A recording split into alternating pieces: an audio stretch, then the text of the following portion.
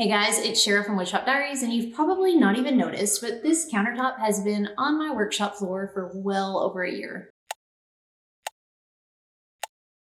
Last January, I bought 5 countertops to go on 5 different vanities that I had planned to build. I built 4 of those last year,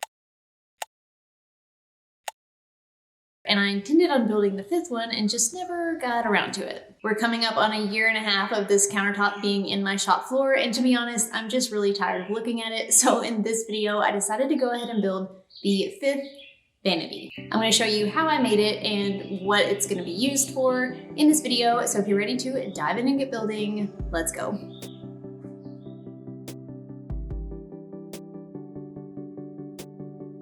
Because it had been quite a while, I refreshed my memory on the countertop measurements to make sure that I built this vanity to the right size. Of the 5 tops that I had purchased, this was the smallest one. The guest bathroom that this will be going into is laid out rather oddly, and because of a closet, it can only be about 19.5 inches deep. However, big box and home improvement stores carry a lot of standard size vanity tops that are usually more like 22 inches deep, so the plans that I've linked below show this vanity built to fit a standard size 22 by 36 inch countertop. Anyway, I built this vanity from red oak because I wanted it to kind of match the other guest bathroom vanity from last year. So I started by cutting down red oak 2x2s for the legs. So I want to taper the front legs. I'm going to mark 3/4 inch in, so that would be the center. And my miter saw goes up to 70 degrees. I know most miter saws do not go that high, so you don't have to taper this 70 degrees. You can taper this at 45 degrees. You can not taper it at all, but I'm just going to taper it.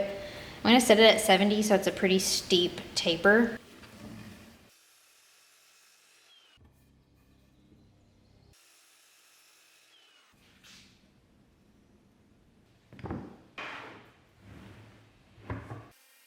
Next, I cut down the plywood and support pieces for the main frame of the vanity.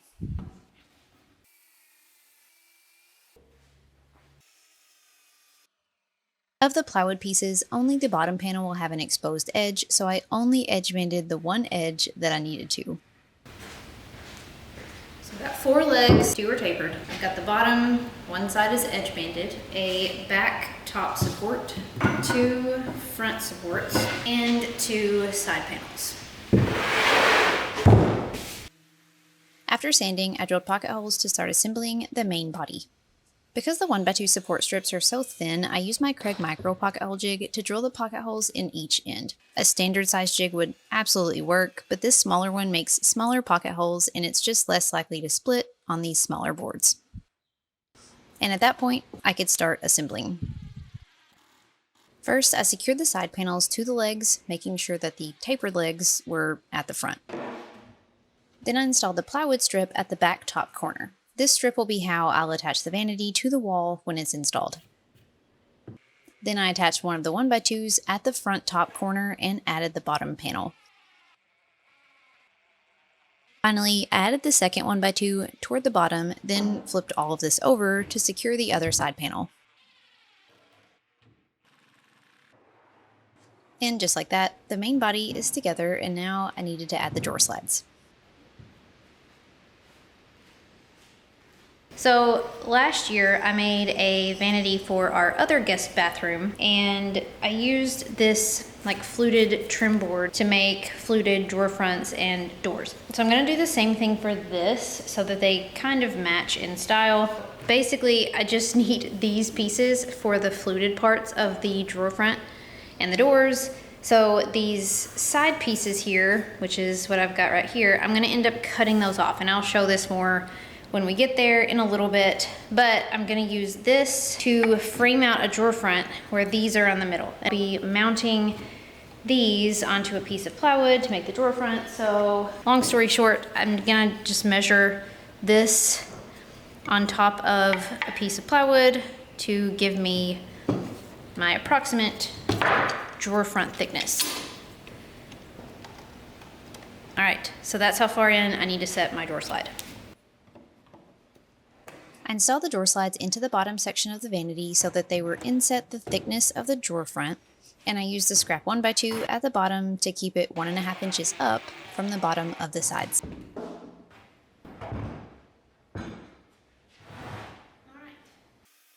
Next, I'll cut some 1x2 pieces to trim out each side.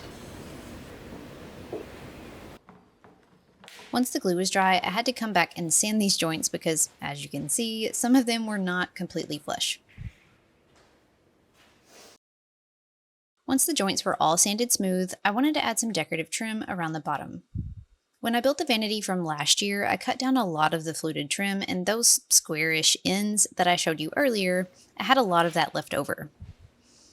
So that's what I used here. But you could also use square dowels, half round, or just any kind of small decorative molding that you would like for this part. I cut to fit the molding around the sides and the front, mitering the corners 45 degrees. Then I glued these pieces on. One strip flush along the bottom edge and the other strip running along the center of the bottom panel.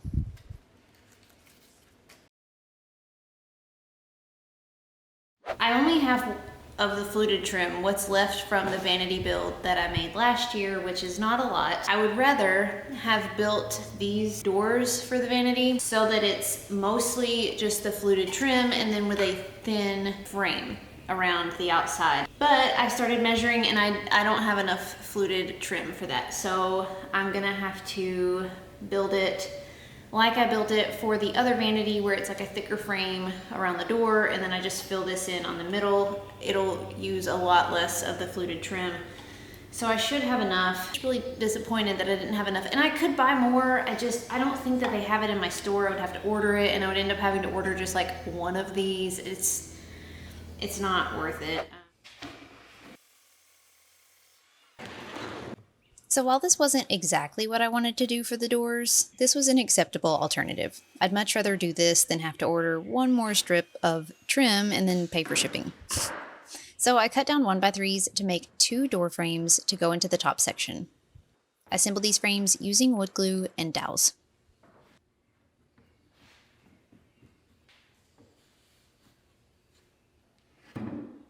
Once the door frames were dry, I removed them from the clamps and sanded them well.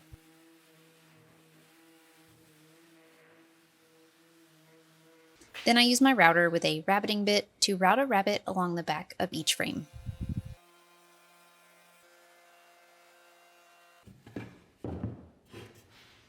So I've routed this out 1/4 inch deep, so it will perfectly fit. Here's a scrap piece of plywood. It will perfectly fit the plywood in here so that it's flush. I'm not gonna square off the corners. I did this in my last project that I made the doors just like this. I squared them off and I cut a plywood panel to like perfectly fit in here, but I still didn't like the way that the back looked. So I ended up putting some trim around the back and it looked pretty neat. It was a really cool design detail. So I'm just gonna do that on the doors in this case as well. So there's really no point in squaring these off because they're gonna be covered with trim anyway. Okay, so I have a 1 1/4 inch dowel rod. It's the same radius as these corners, so I'm just gonna draw them.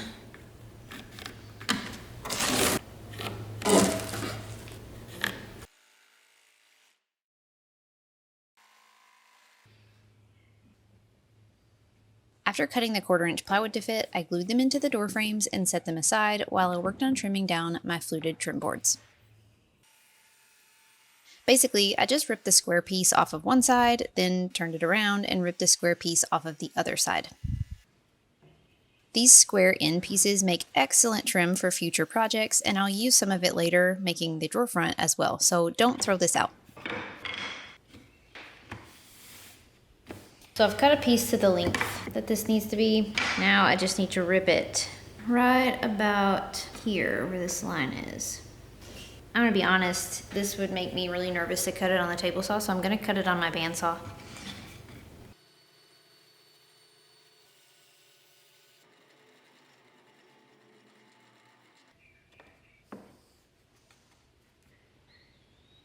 Once I had dry fit everything to make sure it worked, I glued the trim pieces into the frame. Then I repeated to make 2 identical doors. While that dried, I moved on to the only part that was left to build, the drawer.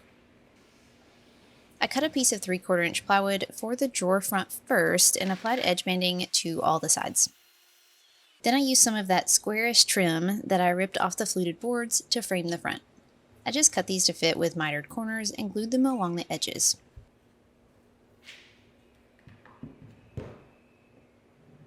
Then, just like for the doors, I trimmed down and glued my fluted pieces to fit inside this frame.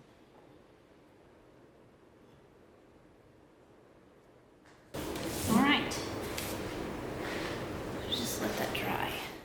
While that was drying, I went ahead and built the actual drawer box, which is my favorite part of the whole project.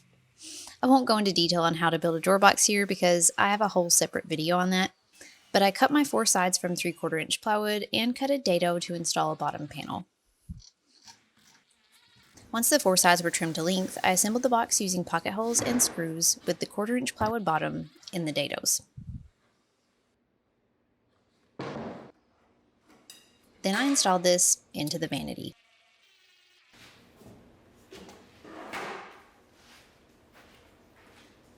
Okay, so I was gonna glue the trim on the back here, and then I remembered from the previous vanity when I did this, I need to drill the holes for the concealed hinge jigs first, because if I don't, the trim will be in the way for the jig. So I'm just gonna go ahead and drill the holes, and then I'll put the trim on the back side of the door.